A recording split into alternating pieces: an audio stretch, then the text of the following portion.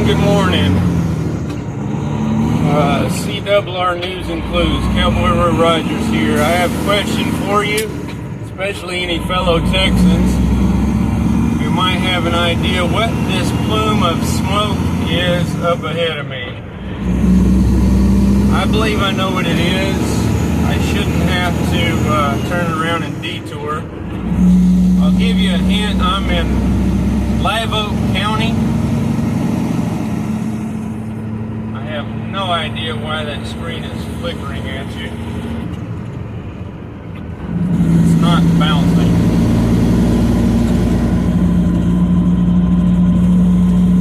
Chunky contraption had to be reset because it was going schizophrenic.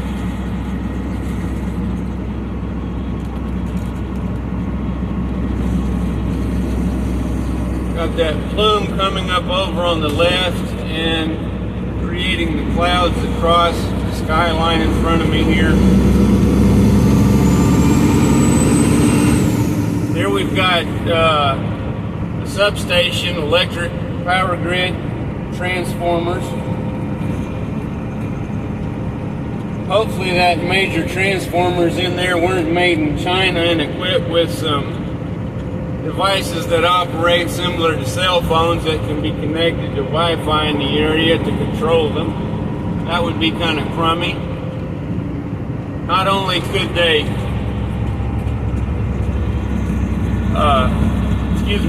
be shut down remotely, they could be caused to overload the system and burn things out throughout the region remotely, which is more of what that's built for. But that's actually small transformers. Some of them are larger than a tractor trailer and heavy enough they have to have multiple axles underneath them. They originally were carried on train rail cars and the flat cars, but now the railways have been removed from a lot of the areas that have the major substations, so they have to improve roadways and have a tractor truck pulling in the front, another one pushing from the rear, and a huge trailer with a multitude of axles and tires on it to transport the things down the highway. It's sort of like moving a house, but not necessarily as large, just much heavier. Did you see the name on the water tower there, the little one? At Three Rivers, Texas. Who knows what major manufacturing is at Three Rivers? I'll give you a little further information when you see it, because as far as I know, it doesn't benefit the state of Texas other than providing employment for people within this particular region in Live Oak County, and occasionally contractors from a wider region coming in to do maintenance.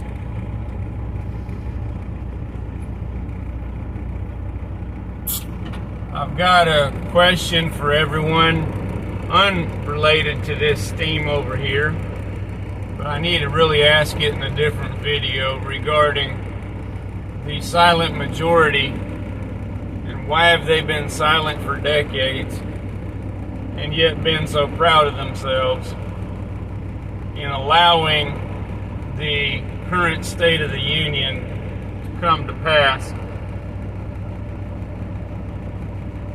Might want to pray for guidance. Anybody wanting to go to Diamond Shamrock, get some coffee and donuts? Not for me. No, thank you.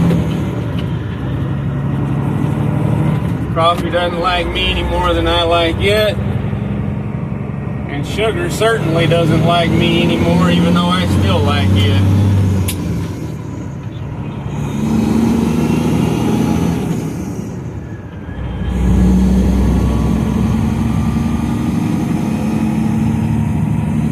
Super trucker, come on, JB Hunt driver. yap at him on the radio. Blink, blink, blink. You're gonna run out of blinker fluid.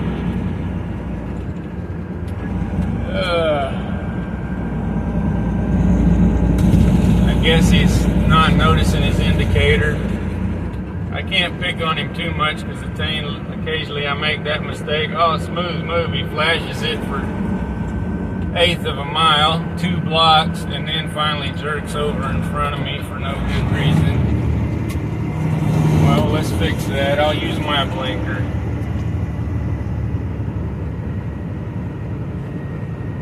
Smart aleck, maybe he did hear me. Now we get past these trees in the little town square of Three Rivers. Can you see that tower up there? That's just steam. Can you tell me yet what that place is? I bet some of you already answered by now.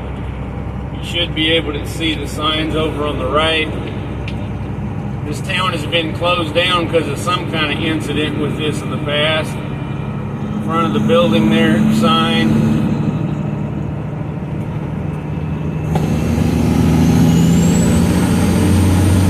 That's Valera Refinery, Three Rivers, Texas.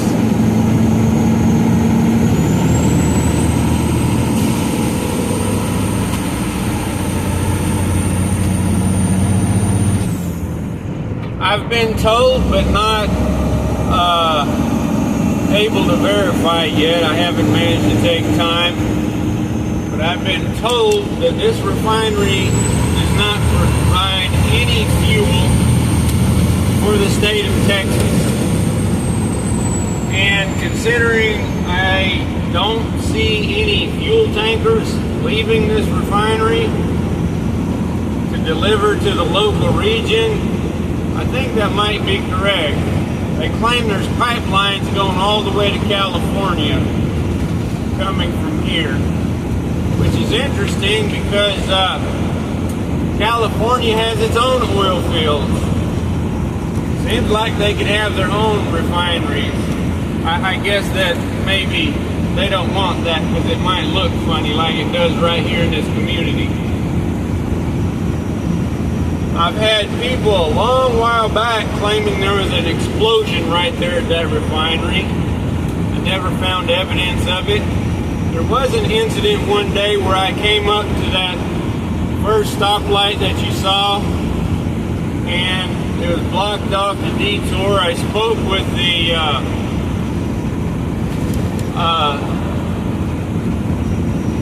firemen, and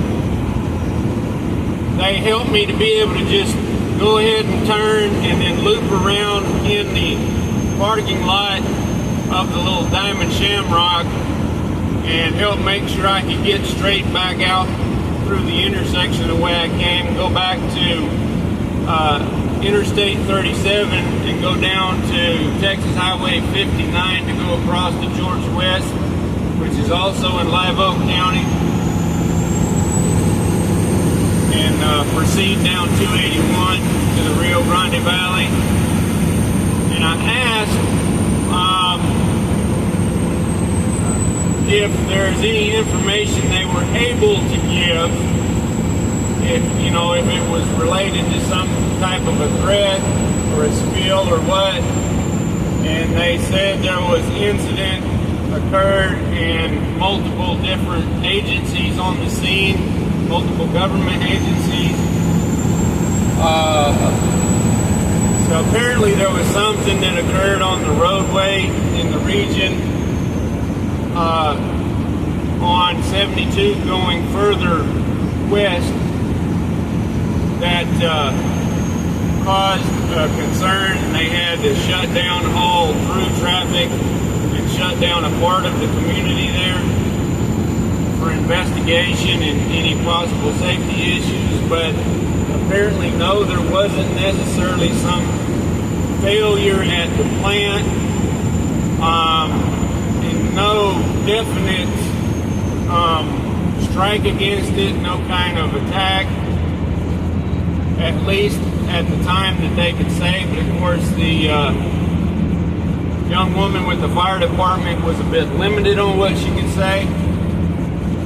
I've addressed this topic months ago, probably last year already, but I know some folks are new to my channel or others missed it because predominantly there's only half a dozen views.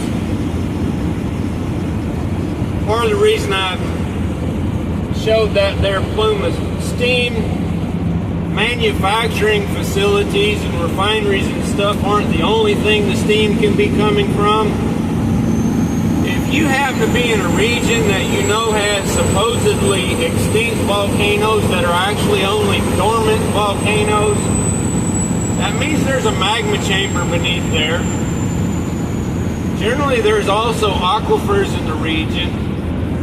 And when that magma, when fresh magma moves in because it's moving beneath the plates, if it has magma intrusion up into those magma plumes, it gets beneath those aquifers, it heats them up. So you can unexpectedly have hot water in your cold water faucet, even for those homes that have the water lines buried good and deep and well insulated and so forth. Unlike my old water lines, 1 inch of dirt over the top. But you can also have fissures caused by the magma pushing up. And yes, Brian, I'm still talking to you if you're still listening, sir. So keep on clicking, chicken. The fissures caused either by earthquakes or caused by magma intrusion fracturing the earth, as well as caused by fracking for crude oil and natural gas. It's actual fracturing. They drill deep with and put in tubing up to like 6-7 kilometers or 5 miles deep, and then they can turn a 90-degree angle at a gradual angle and go just as far diagonally, which means all of us that have or do not have the mineral rights on our properties, there's no telling who is sucking the minerals from beneath our land if they're using those diagonal wells. Just a little side note there. They're going deep enough, we don't know. And they probably don't have to tell us or pay us royalties on it or pay royalties to the previous landowner who kept the mineral rights. That causes fracturing also. It causes weak points. But when the magma heats up those aquifers, you get hot springs. Some of you are familiar with hot springs in different regions, especially throughout Colorado and mountainous areas. They're quite nice to visit. And enjoy the warm water. Be sure to find out from local resources whether it's not okay to swim in them, because sometimes they've got bacteria that you do not want in anything on your head. They can be very harmful. So just find out, ask questions, or don't submerge your head. Don't splash water up your nose.